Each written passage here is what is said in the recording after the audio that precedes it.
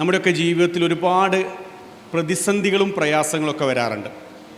അപ്പോൾ ഞാനിങ്ങനെ കോഴിക്കോട്ട് നിന്ന് ബസ് കയറി ഈ മണ്ണാർക്കാട്ട് ഇറങ്ങുന്നത് വരെ ഓരോ വിഷയങ്ങളെ സംബന്ധിച്ച് ഇങ്ങനെ ചിന്തിച്ചുകൊണ്ടിരിക്കുകയാണ്. ആ ചിന്തിച്ച കൂട്ടത്തിൽ എൻ്റെ മനസ്സിന് വല്ലാത്ത സന്തോഷം നൽകുന്ന കാര്യവും ഉണ്ടായിട്ടുണ്ട്, എൻ്റെ മനസ്സിൽ ചില പ്രയാസങ്ങൾ ഉണ്ടാകുന്ന കാര്യങ്ങളും ഉണ്ടായിട്ടുണ്ട്. അപ്പോൾ അത് അങ്ങനെ വരുന്ന സന്ദർഭത്തിൽ ഞാൻ വെറും സന്തോഷമുള്ള കാര്യം മാത്രം ചിന്തിച്ചിട്ടാണ് ഞാൻ ഇങ്ങോട്ട് വന്നതെങ്കിൽ എൻ്റെ ജീവിതത്തിൽ അതാണ് ഏറ്റവും സുഖകരമായിരിക്കുന്ന യാത്ര എന്നൊന്നും എനിക്ക് അഭിപ്രായമില്ല.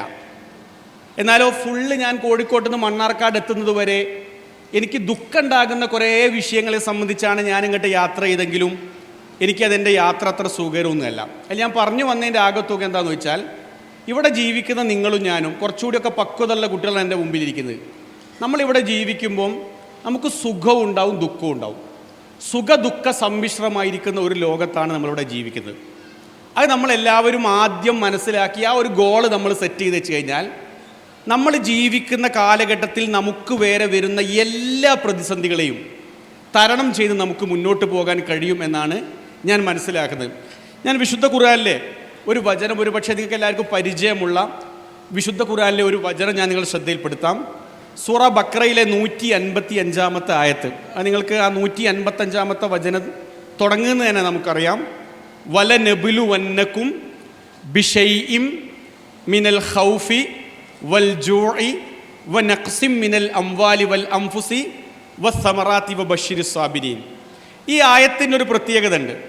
ഈ ആയത്ത് അറബി കോളേജിൽ പോയിരിക്കുന്ന കുട്ടികളിവിടെ ഉണ്ടാകുമെന്നാണ് എനിക്ക് തോന്നുന്നത്. ഈ ആയത്തിൻ്റെ ഒരു വലിയ പ്രത്യേകത എന്ന് വെച്ചാൽ, ഈ ആയത്ത് തുടങ്ങുമ്പോൾ തന്നെ പറയുന്ന ഒരു കാര്യം, നിങ്ങളെ നാം പരീക്ഷിക്കും എന്ന് പറഞ്ഞല്ല തുടങ്ങുന്നത്. ഇവിടെ ജനിച്ചു വീടിരിക്കുന്ന ആദമിൻ്റെ മക്കളെ നാം പരീക്ഷിക്കുക തന്നെ ചെയ്യുമെന്ന് പറഞ്ഞ്, പരീക്ഷിക്കുക തന്നെ ചെയ്യും.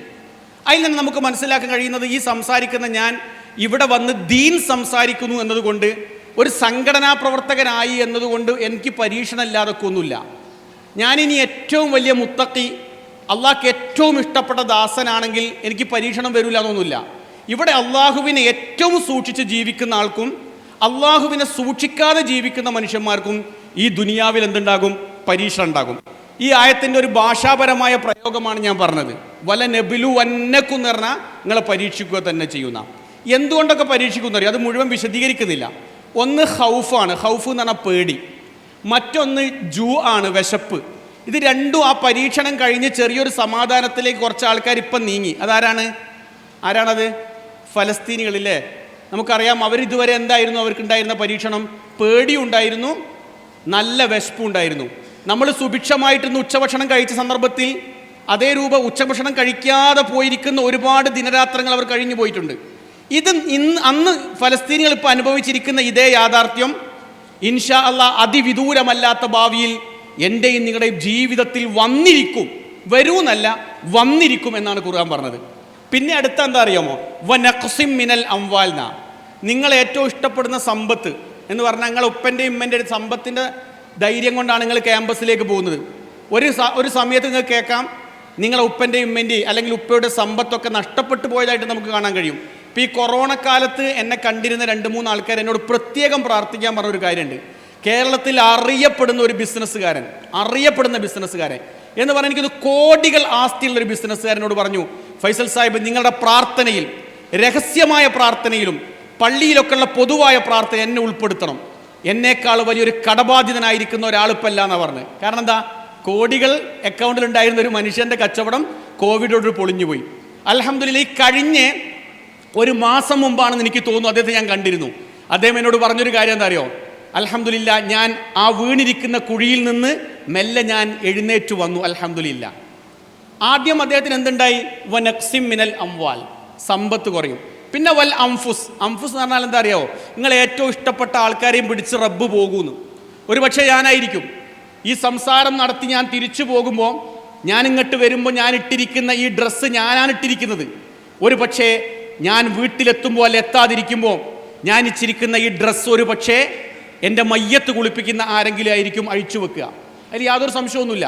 ഞാൻ കഴിഞ്ഞ തവണ ഒരു ക്ലാസ്സിൽ പോയി സംസാരിച്ച അയാൾ ഇക്കഴിഞ്ഞ ഒരു ക്ലാസ്സിന് ഞാൻ പോയപ്പോൾ ഇല്ല. ആരോഗ്യവാനായിരിക്കുന്ന ഒരു ചെറുപ്പം അദ്ദേഹം പോയതാണ്. അത് നമ്മൾ ഇഷ്ടപ്പെട്ടിരിക്കുന്ന ആൾക്കാരെ നമ്മൾ അള്ളാഹ് തിരിച്ചു വിളിച്ചുകൊണ്ട് എന്ത് ചെയ്യും? പരീക്ഷിക്കും എന്നാണ് പറഞ്ഞത്. വസ്സമറാത്ത്, നിങ്ങൾക്കുള്ള ഫലവർഗ്ഗങ്ങൾ എന്ന് പറഞ്ഞാൽ കൃഷി ചെയ്തിരിക്കുന്ന ആൾക്കാർക്ക് ആ കൃഷിയിലും നഷ്ടമുണ്ടാകും. എന്നിട്ട് ഖുർആൻ അവസാനം പറഞ്ഞിരിക്കുന്ന ഒരു കാര്യമാണ് പ്രിയപ്പെട്ട എൻ്റെ മക്കളോട് എനിക്ക് പറയാനുള്ളത്. ആ കച്ചവടക്കാരൻ കാണിച്ച, ഞാൻ പറഞ്ഞില്ലേ, കോടികൾ നഷ്ടമുണ്ടായിട്ടും ആ നഷ്ടത്തിൽ നിന്ന് രക്ഷപ്പെട്ട് ഇപ്പം അൽഹംദുലില്ലാ എന്ന് പറഞ്ഞ മനുഷ്യൻ സ്വീകരിച്ച സമീപന രീതിയാണ് ഖുർആൻ ഈ സൂറത്തിൻ്റെ അവസാനം പറഞ്ഞത്. വബശ്ശിരി സ്വാബിരീൻ, നിങ്ങൾ ക്ഷമിക്കാൻ തയ്യാറുണ്ടോ? നിങ്ങൾക്ക് വിജയമുണ്ട് എന്നാണ്. ഈ ദുനിയാവിൽ വന്നിരിക്കുന്ന പ്രതിസന്ധികൾക്ക് മുമ്പിൽ പകച്ചു നിൽക്കാതെ, അഥവാ പകച്ചു നിന്നാലും മുഴുവനും റബ്ബിൽ വിട്ടുകൊണ്ട് റബ്ബിനോട് പ്രാർത്ഥിച്ച് അവൻ്റെ മുമ്പിൽ മുട്ടുകുത്തി പ്രാർത്ഥിച്ച് സുജൂദുകളിൽ ആത്മാർത്ഥമായി പ്രാർത്ഥിച്ച് നിങ്ങൾക്ക് മുന്നോട്ട് പോകാൻ പറ്റുകയാണെങ്കിൽ നിങ്ങളുടെ പ്രതിസന്ധികൾക്ക് പരിഹാരമുണ്ട് എന്നാണ് വിശുദ്ധ വേദകൃതമായ ഖുർആൻ പറഞ്ഞത്. ഞാൻ ഈ വിഷയം പ്രത്യേകം പറയാനൊരു കാരണം എന്താ അറിയുമോ? ഇപ്പോൾ ക്യാമ്പസിൽ പഠിക്കുന്ന കുട്ടികളായിട്ട് നമ്മൾ പലപ്പോഴും സംസാരിക്കാറുണ്ട്. ഇപ്പോൾ സാധാരണയായിട്ട് അവരുടെ ക്യാമ്പസ് ജീവിതത്തിൻ്റെ ഇടയ്ക്ക് പല പ്രശ്നങ്ങളും അവരെ നേരിടാറുണ്ട്. ഒന്നുകിൽ പരീക്ഷയിലുള്ള പരാജയം, അതല്ലെങ്കിൽ അവരെ കരിയറിൽ വന്നിരിക്കുന്ന എന്തെങ്കിലും നഷ്ടങ്ങൾ, അതല്ലെങ്കിൽ അവരെ മാനസികമായി അകറ്റിക്കൊണ്ടിരിക്കുന്ന പ്രശ്നങ്ങൾ. ചില സന്ദർഭങ്ങളിലും കുട്ടികൾ വളരെ നിരാശരായിട്ടിരിക്കുന്നത് കാണാൻ കഴിയാറുണ്ട്. എനിക്ക് എൻ്റെ പ്രിയപ്പെട്ട മക്കളോട് പറയാനുള്ളത്, നിങ്ങളുടെ ജീവിതത്തിൽ എന്ത് പ്രതിസന്ധി വന്നിരുന്നാലും ശരി, ആ പ്രതിസന്ധികൾ പരിഹരിച്ചുകൊണ്ട് മുന്നോട്ട് പോവാൻ എൻ്റെ റബ്ബ് വിചാരിക്കുകയാണെങ്കിൽ അള്ളാഹുവിൻ്റെ സഹായം എനിക്കുണ്ടാകുമെന്ന് അടിയുറച്ച വിശ്വാസത്തോടു കൂടി നിങ്ങൾക്ക് മുന്നോട്ട് പോകാൻ പറ്റുകയാണെങ്കിൽ നിങ്ങളുടെ ജീവിത വിജയം ഉണ്ടാകും എന്നാണ് ആമുഖമായിക്കൊണ്ട് എനിക്ക് സൂചിപ്പിക്കുവാനുള്ളത്. അതിന് വേണ്ട ഒരു കാര്യമുണ്ട്. അതിന് വേണ്ട കാര്യം എന്താ അറിയോ? റബ്ബ് എന്നെ കൈവിടൂല എന്ന് നമ്മൾ ഉറച്ച് വിശ്വസിക്കുക. റബ്ബ് എന്നെ കൈവിടൂല, റബ്ബ് എൻ്റെ കൂടെ ഉണ്ടാകുമെന്ന അടിയുറച്ച ഈമാൻ ഉണ്ടാകണം, എങ്കിൽ രക്ഷപ്പെടാൻ കഴിയും. നമുക്കറിയാം, മൂസാ നബി അലൈഹി സ്വലാത്തു വസ്സലാമിനെ പിന്തുടരാൻ വേണ്ടിയിട്ട് ഫിർഔനും കൂട്ടരും വരുന്നില്ലേ? അങ്ങനെ മൂസാ നബി അലൈഹി സ്വലാത്തു വസ്സലാമിന് അനുചരന്മാർ ചോദിക്കുന്നുണ്ട്, ഫിർഔൻ തൊട്ടടുത്തുണ്ട്, നമ്മൾ എങ്ങനെ രക്ഷപ്പെടുമെന്ന് ചോദിച്ചപ്പോൾ മൂസാ നബി അലൈഹി സ്വലാത്തു വസ്സലാം പറഞ്ഞ ശ്രദ്ധേയമായിരിക്കുന്ന ഒരു വാക്യമുണ്ട്. കല്ല ഇന്ന മഅയ റബ്ബി സയഹ്ദീൻ. വളരെ ശ്രദ്ധേയമായിരിക്കുന്ന ഒരു വചനം. ഈ വചനത്തിന്റെ അർത്ഥം എന്താ അറിയോ? കല്ല ഇന്ന മഅയ റബ്ബി, എൻ്റെ റബ്ബ് എൻ്റെ കൂടെയുണ്ട്. സയഹ്ദീൻ, അവൻ എന്ത് ചെയ്യും? അവൻ എനിക്കൊരു വഴി കാണിച്ചു തരും. ആരോടാ പറയുന്നറിയോ? മൂസാ നബി അലൈഹി സ്വലാത്തു വസ്സലാമിൻ്റെയും അനുചരന്മാരുടെയും അനുയായികളുടെയും തൊട്ടുപിന്നിൽ ശത്രുക്കളുണ്ട്. ആ ശത്രുക്കൾ തന്നെ പിടികൂടുമോ എന്ന് അനുചരന്മാർക്ക് പ്രയാസം തോന്നിയപ്പോൾ അവർ പറഞ്ഞു, നമ്മളിപ്പോൾ പിടിക്കപ്പെടാൻ സാധ്യതയുണ്ട്. അപ്പോൾ മൂസാ നബി അലൈഹി സ്വലാത്തു വസ്സലാം അവരോട് പറഞ്ഞു, നാം ഇറങ്ങി തിരിച്ചിരിക്കുന്ന മാർഗം റബ്ബിന് ഏറ്റവും ഇഷ്ടപ്പെട്ട മാർഗമാണ്. അതുകൊണ്ട് നിങ്ങൾ ആരും പേടിക്കേണ്ടതില്ല, എൻ്റെ റബ്ബ് എൻ്റെ കൂടെ ഉണ്ടാകും. കല്ല ഇന്ന മഅയ റബ്ബി സയഹ്ദീൻ, അവനൊരു വഴി നമ്മുടെ മുമ്പിൽ തുറന്നു തരും, അതുകൊണ്ട് നമ്മൾ പേടിക്കേണ്ടതില്ല. ഈ ഒരു വിശ്വാസം നമുക്കുണ്ട് എങ്കിൽ തീർച്ചയായിട്ടും എവിടെ ചെന്ന് കഴിഞ്ഞാലും നമുക്കൊരു ആത്മവിശ്വാസം ഉണ്ടാകും, ആത്മബലമുണ്ടാകും. ഈ ആത്മബലത്തിന് വേണ്ടി നിങ്ങൾ പ്രാർത്ഥിക്കണമെന്ന് പ്രത്യേകമായിട്ട് ഓർമ്മപ്പെടുത്തുകയാണ്. അതിന് വേണ്ട 2-3 സംഗതികളാണ് ഇതെനിക്ക് പറയാനുള്ളത്. പലപ്പോഴും നമുക്ക് തോന്നാറുണ്ട്, നമ്മളിപ്പോൾ പള്ളിയിൽ പോയി നമസ്കരിക്കാൻ വേണ്ടി പോകുമ്പോൾ, ഇപ്പോൾ ജമാഅത്ത് നമസ്കാരത്തിനൊക്കെ പള്ളിയിൽ പോയി പ്രാർത്ഥിച്ച് നമ്മൾ തിരിച്ചു വരുമ്പോൾ മനസ്സിന് വല്ലാത്ത ആശ്വാസമാണ്. എൻ്റെ നാട്ടിൽ ഒരു 4 മക്കൾ രോഗികളായിരിക്കുന്ന ഒരു ഫാമിലി ഉണ്ട്. 4 മക്കളും, നിങ്ങൾ ആലോചിച്ച് നോക്കണം, ഒരു വീട്ടിലെ 4 മക്കളുടെ രോഗി എങ്ങനെ ഉണ്ടാവും? 4 ആൺകുട്ടികളുടെ രോഗികളാണ്. 4 ആൺകുട്ടികൾക്കും മരുന്ന് കഴിക്കണം. അതിൽ 1-2 കുട്ടികളെ പിന്നെ പേരൻസിൻ്റെ സമ്പൂർണ്ണ സപ്പോർട്ട് ഉണ്ടെങ്കിൽ മാത്രമേ കാര്യങ്ങളെല്ലാം ചെയ്യാൻ കഴിയുള്ളൂ. അങ്ങനെ ഒരു ഫാമിലി ഉണ്ട്. ആ ഫാമിലിയിൽപ്പെട്ട ആ കുട്ടികളുടെ ബാപ്പ എൻ്റെ പള്ളിയിൽ വരാറുണ്ട്. അദ്ദേഹം പ്രാർത്ഥിക്കുന്ന പ്രാർത്ഥനയും അദ്ദേഹത്തിൻ്റെ ആ പ്രാർത്ഥനാ ശൈലിയോ കാണുമ്പോൾ എനിക്ക് പലപ്പോഴും അത്ഭുതം തോന്നാറുണ്ട്. എന്ന് പറഞ്ഞാൽ എന്താ വെച്ചാൽ, എത്ര ആത്മവിശ്വാസത്തോടു കൂടിയിട്ടാണ് അദ്ദേഹം പ്രാർത്ഥിക്കാറുള്ളത്. നിങ്ങൾ ആലോചിച്ച് നോക്കണം. അത് ആരാധനാ കർമ്മങ്ങളിലൂടെ സട്ടാവിലേക്ക് നമ്മൾ കൂടുതൽ അടുത്ത് നമ്മൾ പ്രാർത്ഥിക്കുമ്പോൾ നമ്മുടെ പ്രതിസന്ധികൾ സ്വാഭാവികമായിട്ട് എന്ത് ചെയ്യും? മെല്ലെ മെല്ലെ നീങ്ങിപ്പോകും. അതിന് റബ്ബിനെ ഓർമ്മിച്ചുകൊണ്ട് നമ്മുടെ ആരാധനാ കർമ്മങ്ങളിൽ ചിട്ടവട്ടുണ്ടാവണം. ക്യാമ്പസിൽ പഠിക്കുന്ന കുട്ടികൾ പ്രത്യേകിച്ച് ശ്രദ്ധിക്കേണ്ട ഒരു ഭാഗമാണ്.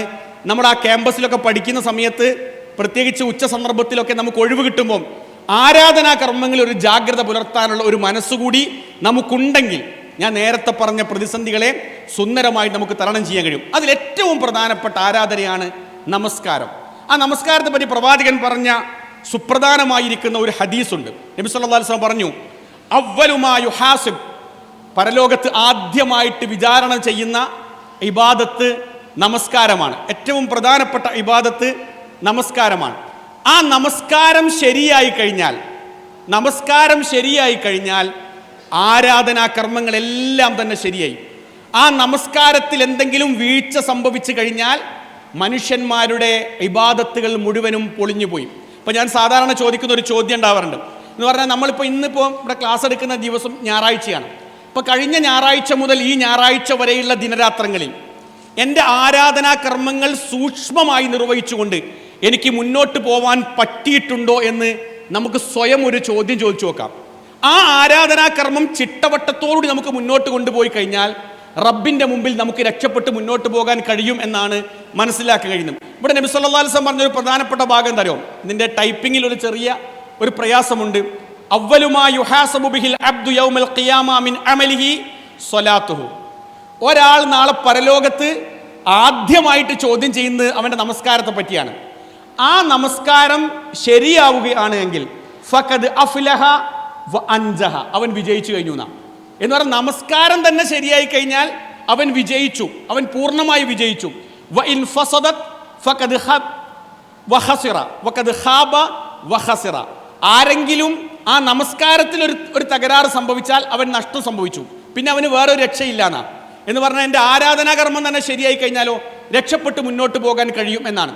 പക്ഷെ എൻ്റെ ആരാധനാ കർമ്മങ്ങളിൽ എനിക്ക് പ്രതിസന്ധിയും പ്രയാസവും വരുന്നുണ്ട് എങ്കിൽ, അത് കൃത്യമായിട്ട് ചെയ്യാൻ പറ്റാത്തൊരു സാഹചര്യമാണ് എനിക്കുള്ളതെങ്കിൽ നമുക്കൊരു സ്റ്റെപ്പ് എടുത്ത് നമുക്ക് മുന്നോട്ട് പോകാൻ കഴിയില്ല. അതുകൊണ്ട് ഇവിടെ കൂടിയിരിക്കുന്ന എൻ്റെ പ്രിയപ്പെട്ട മക്കളോട് എനിക്ക് വളരെ വിനയപൂർവ്വം പറയാനുള്ള ഒരു കാര്യം എന്താ വെച്ചാൽ, എത്ര തിരക്കാണെങ്കിലും ശരി, ഏത് തിരക്കാണെങ്കിലും ശരി, അതിൻ്റെ ഇടയിൽ പോയിക്കൊണ്ട്, അത് സ്കൂളിൽ നടക്കുന്ന കലോത്സവമാണെങ്കിലും ശരി, അവിടുത്തെ ആർട്സ് ഫെസ്റ്റ് ആണെങ്കിലും ശരി, അവിടുത്തെ കായിക വിനോദമാണെങ്കിലും ശരി, ആ ഗ്യാപ്പിൽ പോയിട്ട് എൻ്റെ ആരാധനാ കർമ്മങ്ങളുടെ വിഷയത്തിൽ ഞാൻ ഒരിക്കലും തന്നെ തകരാറ് സംഭവിക്കുകയില്ല, എനിക്ക് അതിൽ വീഴ്ച സംഭവിക്കുകയില്ല എന്ന് പ്രതിജ്ഞ എടുക്കാൻ നമുക്ക് പറ്റുകയാണെങ്കിൽ നാളെ പരലോകത്ത് ചെല്ലുമ്പോൾ ബാക്കി വരുന്ന ചെറിയ ചെറിയ വിഷയങ്ങളിലൊക്കെ റബ്ബ് നമുക്ക് എന്ത് ചെയ്യും, ഒരു വഴി നമ്മുടെ മുമ്പിൽ തുറന്നു തരികയും ചെയ്യും. അത് തന്നെ നമുക്ക് ജമായത്തിനോട് പോകാൻ പറ്റുകയാണെങ്കിലോ, നമ്മുടെ വീട്ടിൽ സുബൈക്ക് എല്ലാവരും ഉണ്ടാവുമല്ലോ, സുബൈക്ക് ഇല്ലാത്ത ആരും ഉണ്ടാവില്ല. നമ്മുടെ എത്ര ആൾക്കാർ സുബൈ നമസ്കാരത്തിന് പള്ളിയിൽ ജമായത്തിന് പോവാറുണ്ട്? ഒരു പ്രധാനപ്പെട്ട ഒരു വിഷയമാണ്.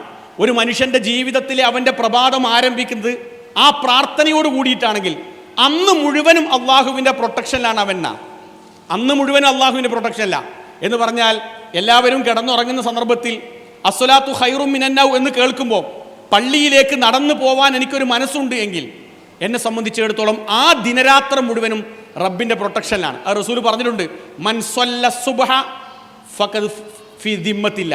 ഒരാൾ അള്ളാഹുവിൻ്റെ മാർഗ്ഗത്തിൽ സുബൈ നമസ്കാരം നിർവഹിച്ചാൽ അയാൾ അള്ളാഹുവിൻ്റെ പ്രൊട്ടക്ഷനിലായിരിക്കുന്ന. ഇനി ഒരാൾ വീട്ടിൽ നിന്ന് ഒതുവെടുത്തുകൊണ്ട് പള്ളിയിലേക്ക് പോയാലോ, മൻ ത്വത്തഖറ ഫീ ബൈത്തിഹി. ഒരാൾ വീട്ടിൽ നിന്ന് ഒതുവെടുത്തുകൊണ്ട് പള്ളിയിലേക്ക് പോയി, സുമ്മ മഷാ ഇലാ ബൈത്തിൻ മിൻ ബുയൂത്തില്ല, അള്ളാഹുവിൻ്റെ ഭവനത്തിലേക്ക് അയാൾ നടന്നു നീങ്ങുകയാണെങ്കിൽ അയാളുടെ വലത്തേക്കാൽ എടുത്തു വെക്കുമ്പം അയാളുടെ പദവികൾ ഉയരുകയും ഇടത്തേക്കാൽ അയാൾ എടുത്തു വെക്കുമ്പം അയാളുടെ ജീവിതത്തിൽ ചെയ്തു പോയിരിക്കുന്ന ചെറിയ ചെറിയ പാപങ്ങൾ മാഞ്ഞു പോവുകയും ചെയ്തു. ഈ സംസാരിക്കുന്ന ഞാനും ഈ സംസാരം ശ്രവിക്കുന്ന നിങ്ങളൊക്കെ നമ്മുടെ ജീവിതത്തിൽ തെറ്റുകൾ ഒരുപാട് ചെയ്യാൻ സാധ്യതയുള്ള ഒരു ക്യാമ്പസിലല്ലേ പഠിക്കുന്ന പ്രിയപ്പെട്ട കുട്ടികളെ? തെറ്റുകൾ ഒരുപാട് ചെയ്യാൻ സാധ്യതയുണ്ട്. മനുഷ്യൻ എന്നുള്ള അർത്ഥം നമ്മൾ തെറ്റുകൾ ചെയ്തു പോകും. പ്രിയപ്പെട്ടവരെ, ആരാധനാ കർമ്മങ്ങളിലൂടെ നമ്മുടെ ചെറിയ ചെറിയ തിന്മകൾ മാഞ്ഞു പോകുമെന്നാണ് പ്രവാചകൻ സ്വല്ലല്ലാഹു അലൈഹി വസല്ലം പഠിപ്പിച്ചത്. അത് എപ്പോഴെന്നറിയോ? വീട്ടിൽ നിന്ന് ഒതുവെടുത്ത് പോകണം എന്ന് പറഞ്ഞു. വീട്ടിൽ നിന്ന് ഒതുവെടുത്തിട്ട് നമ്മൾ പോകണം. അതിനാണ് പ്രത്യേകത. പള്ളിയിൽ പോയി ഒതുവെടുക്കുന്നവനെ പറ്റി മാത്രമല്ല, വീട്ടിൽ നിന്ന് ഒതുവെടുത്തിട്ട് അള്ളാഹുവിൻ്റെ ഭവനത്തെ ലക്ഷ്യമാക്കിക്കൊണ്ട് പോവുകയാണെങ്കിൽ അയാൾക്ക് പരലോകത്ത് പ്രത്യേകിച്ച ഗുണമുണ്ട്. അവസാനം അവിടെ പറഞ്ഞിരിക്കുന്ന ഒരു കാര്യം, ഖാനത്ത് ഖുതുവാതുഹു ഇഹ്ദാഹുമാ തഹ്തു ഖതിആന. അവൻ്റെ കാൽപാദങ്ങൾ ഒന്നെടുത്ത് വെക്കുമ്പം പാപങ്ങൾ മായും. വൽ ഉഖ്റ തർഫഉ ദർജ. മറ്റേ കാലെടുത്ത് വെക്കുമ്പം ദുനിയാവിൽ അവന് പദവികൾ ഉയരും. പദവികൾ ഉയരുക എന്ന് പറഞ്ഞാൽ എന്താ? ദുനിയാവിൽ എപ്പോഴും അള്ളാഹിൻ്റെ അടുക്കൽ ഒരു സ്ഥാനം ഉണ്ടാവും, മനുഷ്യന്മാരുടെ അടുത്ത് ഒരു സ്ഥാനം ഉണ്ടാവും. നിങ്ങൾ ആലോചിച്ച് നോക്കി, കൃത്യമായി നിസ്കരിക്കുന്ന മക്കൾ നമ്മുടെ നാട്ടിലുണ്ട്, പള്ളിയിൽ വരുന്ന മക്കളുണ്ട്. ഒരുപാട് കുട്ടികളുടെ ഇടയിൽ പള്ളിയിൽ കൃത്യമായിട്ട് വരുന്ന മക്കളെ നമ്മൾ പ്രത്യേകം നോട്ട് ചെയ്യാറുണ്ട്. ആ മക്കളെ കാണുമ്പോൾ മനസ്സിന് വല്ലാത്തൊരു കുളിർമയാണ്. അവരെ കാണുമ്പോൾ ഒന്ന് കൈപിടിക്കാൻ തോന്നും. അവരുടെ ഫാമിലിയെ പറ്റി സംസാരിക്കുമ്പോൾ നമുക്കൊരു അഭിമാനം തോന്നാറുണ്ട്. അത് ദുനിയാവിൽ അള്ളാഹു നൽകുന്ന ഒരു സന്തോഷ വാർത്തയാണ്. അതുകൊണ്ടാണ് ഞാൻ പറഞ്ഞത്, മനസ്സിന് സമാധാനം കിട്ടാൻ ഈ ആരാധനാ കർമ്മങ്ങളെപ്പോലെ ചിട്ടവട്ടമുള്ള മറ്റൊരു സംവിധാനം വേറെയില്ല. അതുകൊണ്ട് എൻ്റെ പ്രിയപ്പെട്ട മക്കൾ, ആരാധനാ കർമ്മങ്ങളിൽ ചിട്ടയുള്ളവരായിട്ട് മാറണം എന്നുകൂടി സൂചിപ്പിക്കുകയാണ്. ആ കൂട്ടത്തിൽ ഒരു കാര്യം കൂടി ചേർക്കാനുണ്ട്. ഇപ്പം നമ്മളൊക്കെ 24 hours ഉള്ള ആൾക്കാരാണ്. അപ്പം ഞാനിന്ന് അങ്ങനെ എടുത്തു നോക്കി, ഒരു പേജ് ഖുർആൻ ഓതാൻ ആകെ വേണ്ടത് 2.5 മിനിറ്റാണ്. ഞാൻ ഇന്നലെ വെറുതെ ഒന്ന് സ്വാഭാവികമായിട്ട് വെറുതെ ഒന്ന് ഇങ്ങനെ നോക്കി, 2.5 മിനിറ്റ് മതി. ഇപ്പോൾ സൂറത്തുൽ ബഖറ നമ്മളിങ്ങനെ ഓതി, ആദ്യ ഭാഗത്ത് ഓതി, അതിലൊരൊറ്റ പേജ് ഓതാൻ 2.5 മിനിറ്റ് മാത്രം മതി. ആ 2.5 മിനിറ്റ് കൊണ്ട് നടക്കുന്ന കാര്യം എന്തൊക്കെയാണെന്നറിയോ? മൻ ഖറഅ ഹർഫൻ മിൻ കിതാബില്ല, സ്ലൈഡ് ഒന്ന്, മൻ ഖറഅ ഹർഫൻ മിൻ കിതാബില്ല ഫലഹു ബിഹി ഹസന. ഒറ്റ ഹർഫ് ഖുർആനിൽ നിങ്ങൾ ഓതിയ ഒരു പുണ്യമുണ്ട്. വൽ ഹസനത്തു ബി അശരി അംസാലിഹ, അത് ഇരട്ടിയായിട്ട് മാറും. ഇന്ന് റസൂൽ പറഞ്ഞെന്തറിയോ? ലാ അഖൂലു അലിഫ് ലാം മീം ഹർഫുൻ, അലിഫ് ലാം മീം ഒരു ഹർഫാണ് ഞാൻ പറയുന്നില്ല. അതിൻ്റെ അർത്ഥം എന്താ അറിയോ? ഖുർആനിൽ എഴുതിയിരിക്കുന്നത് അലിഫ് ലാം മീം ഒരുമിച്ച, ആ ഒറ്റ ഹർഫാണ് ഞാൻ പറയുന്നില്ല. അലിഫ് ഹർഫ്, ലാം ഹർഫ്, മീം ഹർഫ്. അലിഫിനും നിങ്ങൾക്ക് പുണ്യമുണ്ട്, ലാമിനും നിങ്ങൾക്ക് പുണ്യമുണ്ട്, മീമിനും നിങ്ങൾക്ക് പുണ്യമുണ്ട്. അപ്പോൾ ഒരാൾ അലിഫ് ലാം മീം ദാലിക്കൽ കിതാബു ലാ റൈബ ഫീഹി ഹുദൽ ലിൽ മുത്തഖീൻ ഓതിയാൽ എത്ര ഹർഫുണ്ട്?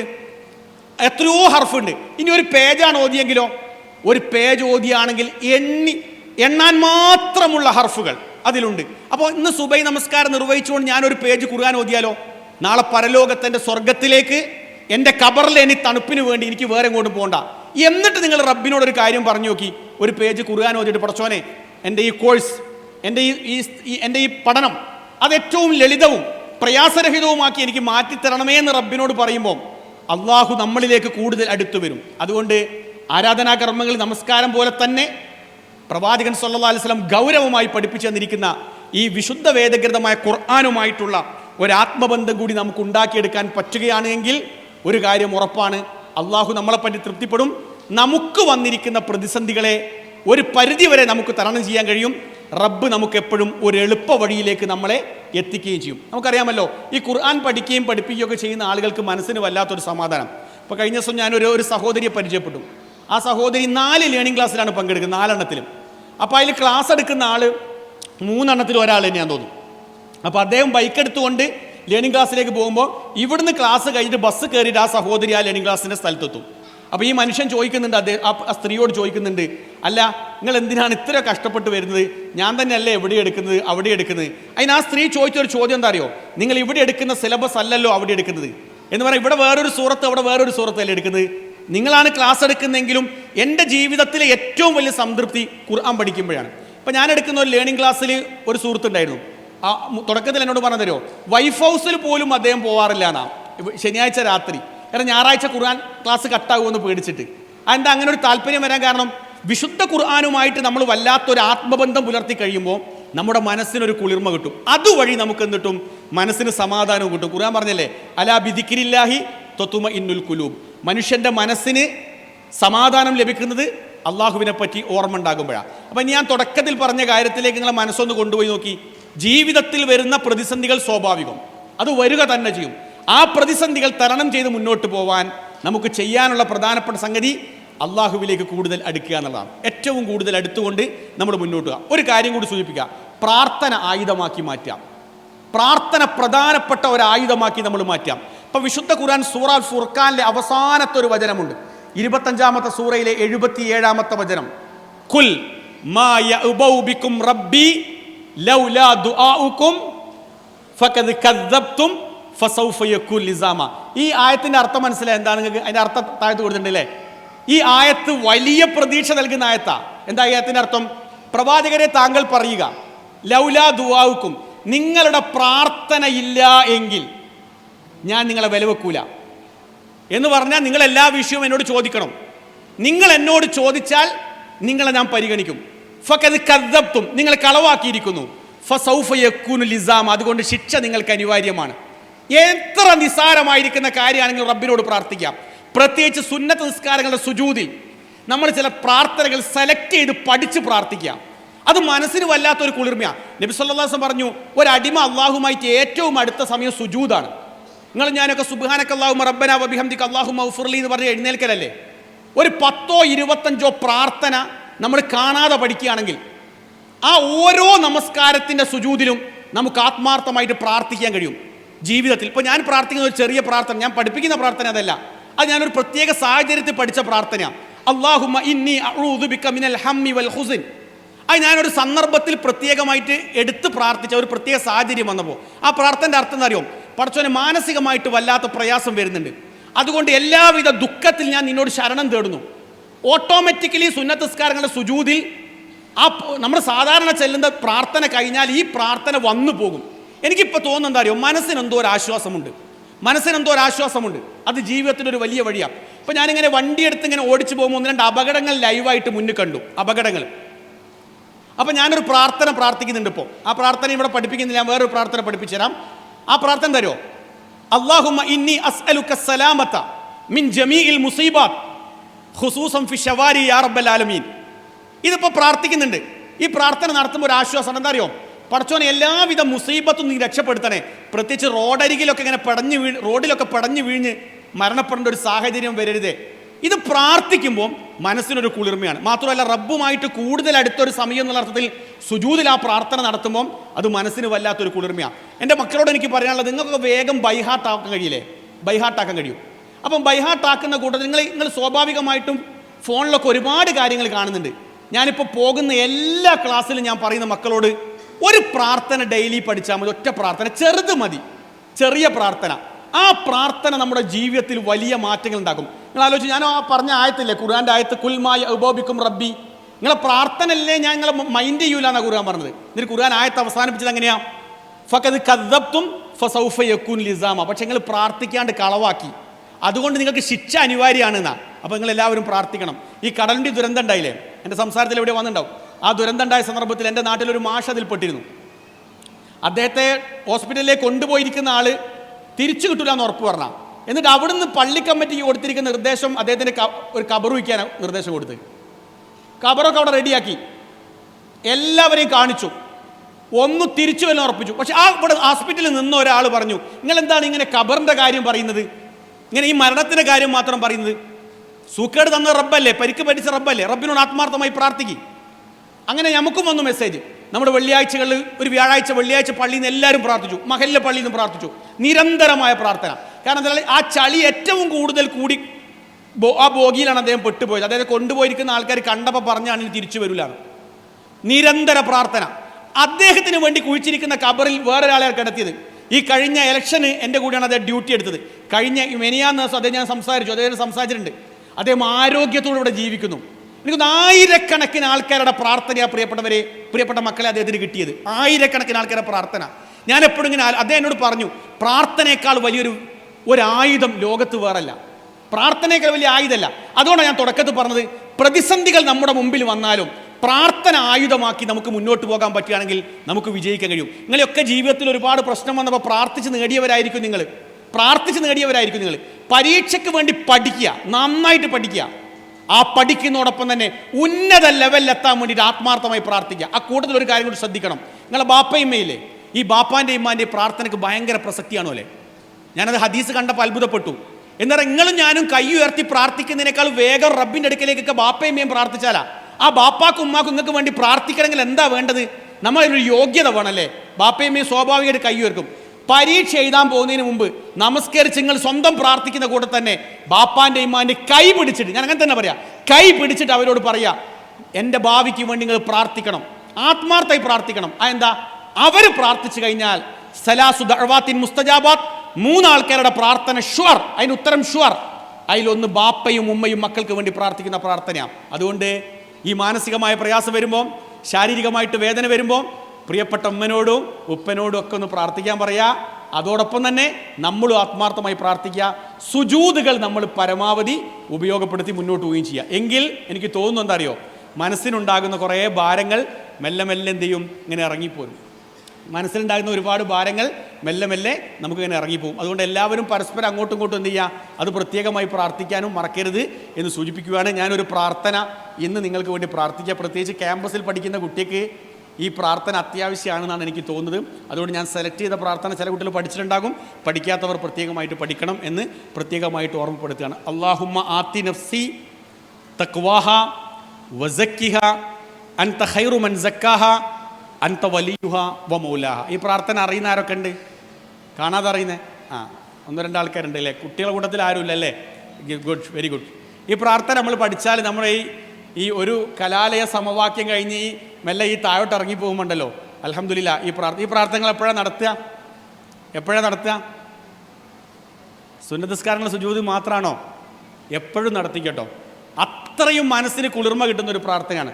ആ പ്രാർത്ഥനയുടെ അർത്ഥം പറയാം, അല്ലാഹുമ്മ ആത്തി നഫ്സി തഖ്വാഹ. എന്താ അതിൻ്റെ അർത്ഥം?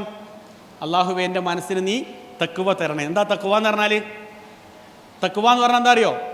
ഒരു പെൺകുട്ടി വന്നിട്ട് ബൈക്കിൻ്റെ മുകളിൽ കയറാൻ വേണ്ടി വന്നു നമ്മളെടുത്ത്, അന്യ പെൺകുട്ടിയാണ്. അപ്പോൾ സ്വാഭാവികമായിട്ട് നമുക്കൊന്ന് കയറ്റിയാൽ എന്താണെന്ന് തോന്നൂല്ലേ? നിങ്ങളൊരു ചെറുപ്പക്കാരൻ, അന്യനായ ഒരു ചെറുപ്പക്കാരൻ വണ്ടി കയറാൻ വേണ്ടി വിളിച്ചു, അല്ലെങ്കിൽ എങ്ങോട്ടോ യാത്ര പോകാൻ വേണ്ടി വിളിച്ചു. ആ യാത്ര പോകാൻ വേണ്ടി വിളിക്കുമ്പോൾ നോന്ന് പറയാനുള്ള മനസ്സ് തരണേന്ന്, അതാണ് അതിൻ്റെ അർത്ഥം. തഖ്വ എന്ന് മനസ്സിലായില്ലേ? നോന്ന് പറയാനുള്ള മനസ്സ് തരണേന്ന്. മൊബൈൽ ഫോൺ ഇങ്ങനെ സ്ക്രോൾ ചെയ്ത് ഇങ്ങനെ പോകുന്ന സമയത്ത് പെട്ടെന്ന് കണ്ണിന് വല്ലാത്ത ഹരം തോന്നുന്ന ഒരു സാധനം കൊണ്ട് കിട്ടി മുന്നിൽ, അതേപടി പിടിച്ച് അവിടെ നിൽക്കുകയല്ല. അല്ലാഹുമ്മ ആതി നഫ്സി തഖ്വാഹ. പടച്ചോനെ, എവിടെ പോയാലും ധർമ്മനിഷ്ഠ തരണമേ. ടൂറൊക്കെ പോകുന്ന സന്ദർഭത്തിൽ ഒരുപാട് സാഹചര്യങ്ങൾ ഉണ്ടാകും അല്ലേ?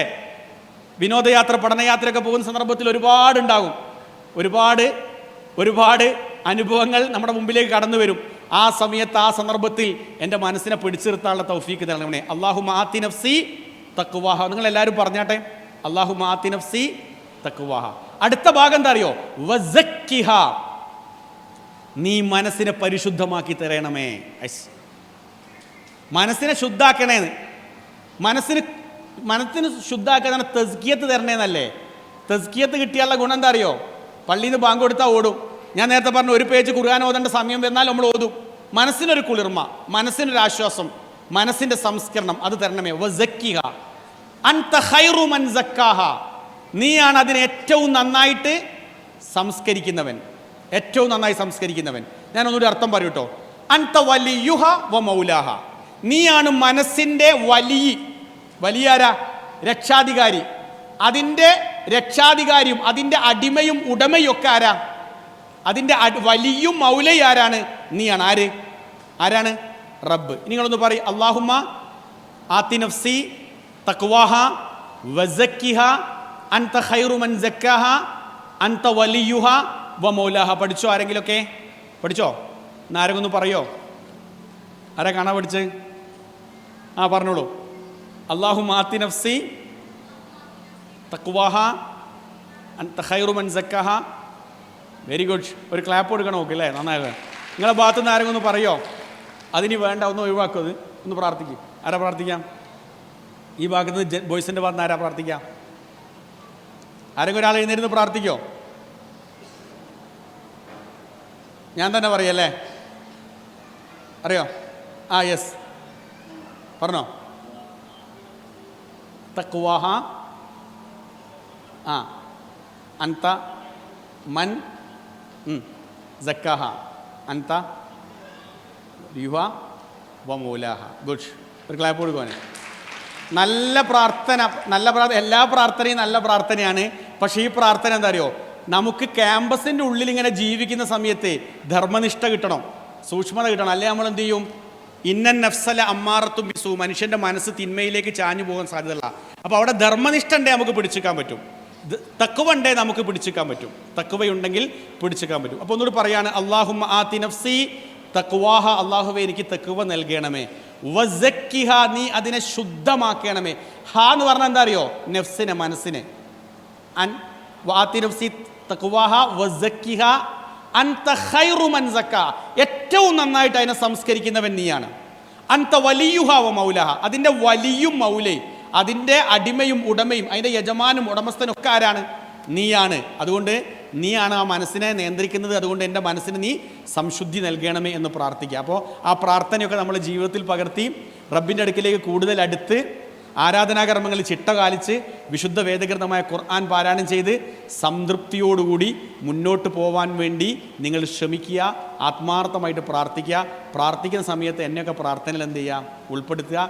ഇതിൻ്റെ സംഘാടകരായിരിക്കുന്ന ആൾക്കാർ കുറേ ദിവസമായിട്ട് ഇതിന് നന്നായിട്ട് പണിയെടുത്തിട്ടുണ്ട്.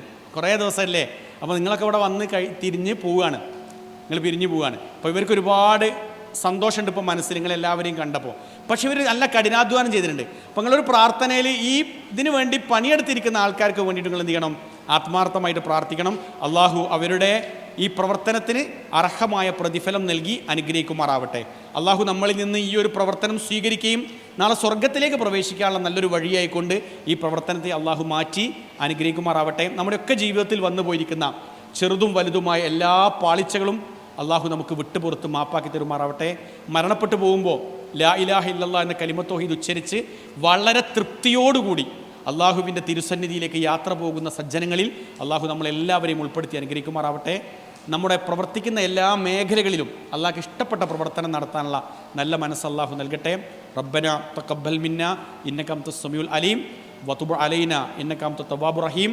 റബ്ബന ആതിന ഫിദ് ദുനിയ ഹസന വഫിൽ ആഖിറതി ഹസനതൻ വഖിന അദാബന്നാർ. ആമീൻ ബിറഹ്മതിക യാ അർഹമർ റഹീമീൻ. വആഖിറു ദഅവാന അൽഹംദുലില്ലാഹി റബ്ബിൽ ആലമീൻ. അസ്സലാമു അലൈക്കും വറഹ്മത്തുള്ളാഹി.